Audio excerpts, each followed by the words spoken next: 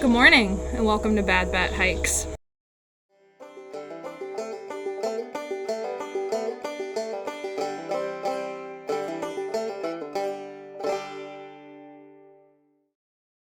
Today I'm going to be doing the top 5 foods of trail. Now I've split this into 2 parts because I couldn't decide. So I'm going to do top 5 trail foods and top 5 town foods. So technically this is the top 10 foods of the Appalachian Trail. So I'm sitting by a river. I'm next to like kind of a cabin-esque thing in a park. So I apologize for noises. I know I'm next to a railroad track, so you might hear a train at some point. So grab yourself a snack as I talk about and show you the top 5 trail foods and the top 5 town foods of the Appalachian Trail. So let's do trail foods first. So these aren't going to be in any particular order. It's just top 5 trail foods. First, meat and protein are very hard to come by when you're on trail because you obviously can't pack out fresh meat because it will spoil very, very quickly in your pack. So a lot of hikers get like pouch meats, either like tuna or salmon or chicken or whatever. But the best one, the protein source I sought out the most, and you can only get it in one place, was the pulled pork Great Value like meat packets. A lot of hostels carried these, but Great Value is a Walmart brand and only some Walmarts carried them. But first, favorite trail food, the barbecue pork meat packets. You could not beat them. Next, trail tacos. I did this so many times. Essentially, you would take a breakfast scramble backpacking meal, pack out that, tortillas, and then whatever toppings you could get your hands on, whether that be avocados or hot sauce or ketchup or extra cheese or something to make it a little bit better. So trail breakfast tacos for dinner. So good, so good, especially if you pack out those toppings. Next, sticking on the backpacker meal theme, the best backpacking meal, and I tried quite a few of them. I wasn't an every night backpacking meal kind of a person, because A, they're kind of expensive, and B, they're like big, and at the beginning of trail I had a hard time finishing them, and if you can't finish them you have to pack out that weight, so I just didn't buy them. The best backpacking meal that I had the entire trail was Packet Gourmet's cheeseburger meal.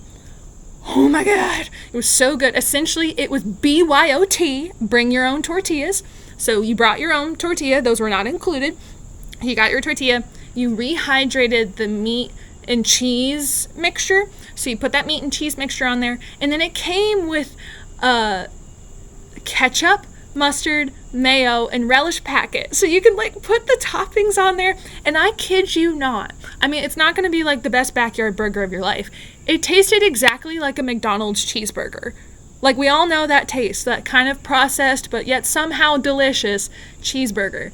Oh my God. But the one problem with Packet Gourmet is like they don't sell them in stores. The only store I saw them sold was the Knock, and that's like a big fancy retail store. They don't carry them anywhere else, and I got this one as a birthday present. So order yourself some. They are so good. Next, and I kind of put this as one, but all of the Reese's products. If you did not know, I kind of made it my mission to try every single Reese's product on the market while on trail because I love Reese's and they make so many different things. So I tried to get my hands on as many Reese's products as possible. And at any point on trail, you probably could have asked me, I would have had a Reese's in my bag if I hadn't eaten it already. And the last of my top 5 for trail food is any kind of trail magic food. I got so lucky. I met so many amazing trail angels that provided amazing trail food. So any sort of like real food you can get on trail was, obviously going to be the best. So trail magic food was my last one in the trail food top 5. Moving on to town food. Now, I had so many amazingly delicious town meals along the way, but these are my top 5, and I did these in chronological order for when you will hit that area if you're walking Nobo. First of which is the Fontana Village restaurant. And specifically, they had an appetizer. It was like homemade kettle chips with like blue cheese and bacon and like sauce and toppings, and oh my god, it was so good. We went to that restaurant several times, and at least one of us ordered it every single time. It was so good. Next, and this is, over halfway through trail, so a big gap, but a lot of the good restaurants were toward the end, was, and I'm probably going to say this incorrectly, Dietzi's Tavern, Dietzi's Tavern, the tavern that allows you to camp behind it. Oh my gosh, they have amazing food. So good. We had dinner, and I'm pretty sure we got desserts, and the staff was so nice, and we were allowed to camp out back. And then the next day, the opener, the prep cook, opens the door, and you can come in, and they make you coffee, and you can use the bathroom.